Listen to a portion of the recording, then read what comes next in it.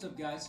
I'm just doing a quick video on ghost mantises. I just had 3 ooths. I've got a bunch of babies to rehome, and I just want to make sure that the people that get them have the best chances for them. I know it was really difficult for me to find information on keeping them. Every mantis species kind of has its own care routine. Some like a lot of humidity, some don't. So I'm going to walk through my journey.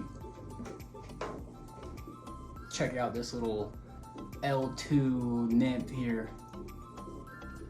So cute. Right, so me and a bunch of friends, we were, looking into pets and crazy stuff we've never had before. And we thought, what about mantises?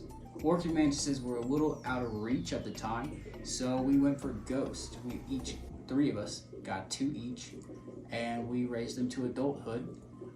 I'm just going to tell you what we did right and what we did wrong. So, getting started. Enclosures. Mason jars are life-saving. Glue the mesh to the top. You can use carbon mesh like window screen mesh. I find that the holes on that are a little bit big. You want to make sure that the holes are tiny, because with these nymphs, you're going to be feeding fruit flies, and those will get out. They will escape through a lot of the mesh holes. I find that this like cheesecloth fabric from any craft store works great. Just cut it, hot glue it to the top, you're good to go there. Substrate is a little bit of a controversial topic, because a lot of people will say don't use substrate because that will hide the prey items from the mantises. They won't be able to find it as well, or they can get lost and tangled. I found there was no issue. Now, one issue we did run into with using substrate is a lot of people think, oh, I'm putting moss in there, or I'm putting substrate in there, it needs to be damp, it needs to be wet. No.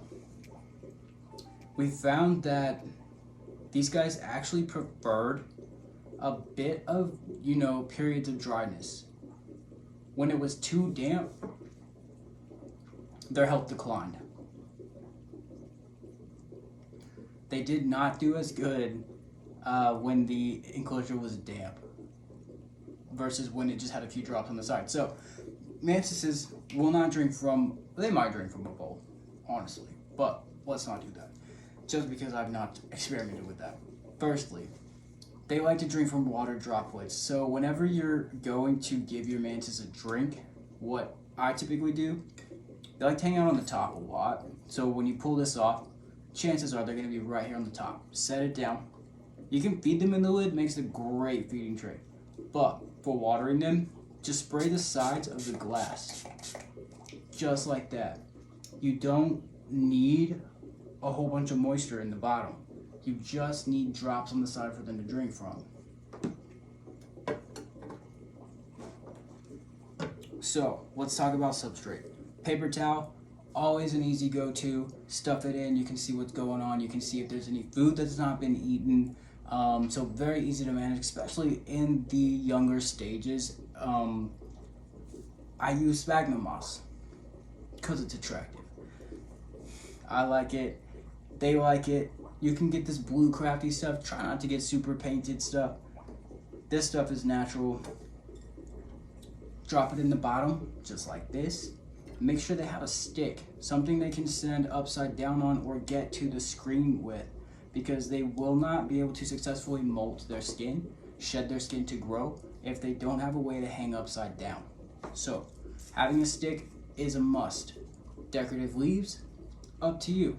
I throw them in there because it makes it look cool, gives them somewhere to hide, so hopefully they feel less stressed out, especially when I'm chasing them around or trying to make sure they're okay. So then we've got this blue moss, red stick, green leaf enclosure. We have misted it down, so it's good to go. As far as prey items go, fruit flies for the youngsters, very easy. You can get these at a pet shop. They usually will breed inside of these bottles as long as they're kept decently warm for about a month. A lot of people are safe. Fruit flies. I do not want fruit flies in my house. That's what most parents tell me. These guys are flyless, okay? They're not going to multiply in your house. If they do get out, the chances of them surviving are very low. But methods of using: tap them to get them off the top. And you're like, well, how do I control how much I feed? It's not that big of a deal. You don't want to overfeed, but if you just tap a couple into the jar, you know there's a few in there. The mantis will be able to find them. They don't need food every day. Typically, I go by the abdomen. If the abdomen is swollen, then they're probably good on food. They don't need to be fed that day. Now, of course, you don't want to wait until the abdomen is completely decreased or flat to feed. But this guy, I would probably offer food once every 2 to 3 days. But you've got food in there, it's set up. Couple ways you can put them in there. If you can get them on the stick and then lower the stick into the enclosure, that's usually the best way. Just make sure you watch where they are whenever you're shutting the lid, because a lot of times they like to go up high. The first place they're going to go is to the top, and you do not want to accidentally twist them into the top cap. I very lightly put these on, take them off, just in case. You always want to be safe because they are almost always at the top, hanging upside down on the fabric. But there you go. That is a simple. This can be used all the way up to adulthood as long as you get the bigger mason jars, not the tiny standard mason jar. Bigger mason jars. The rule of thumb as for size is 3 times taller than their body length and 2 times wider than their body width. And maybe you guys have noticed throughout this video, but this here is one of the mothers. She actually laid 2 of the goose that I currently have. Check that out, she's so nice. Their adult molt is when they'll get their wings, and they look really cool. Just the whole transformation, raising them all the way from nymphs to adults. You get to see them in a lot of different ways, and it looks really neat, honestly. There's no way to really know what color you're gonna get in an adult molt.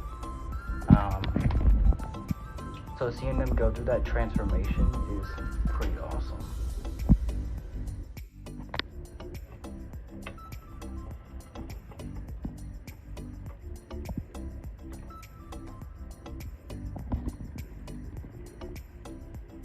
There's our L2 nymph taking a drink.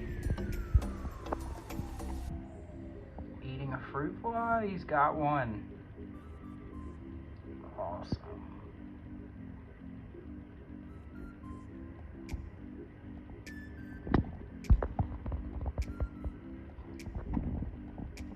Alright guys, that's it for my care video, and of course, as your mantises move up in age, move up in size of prey items. That way you're not having to feed 1,000 fruit flies to one bigger mantis. Peace.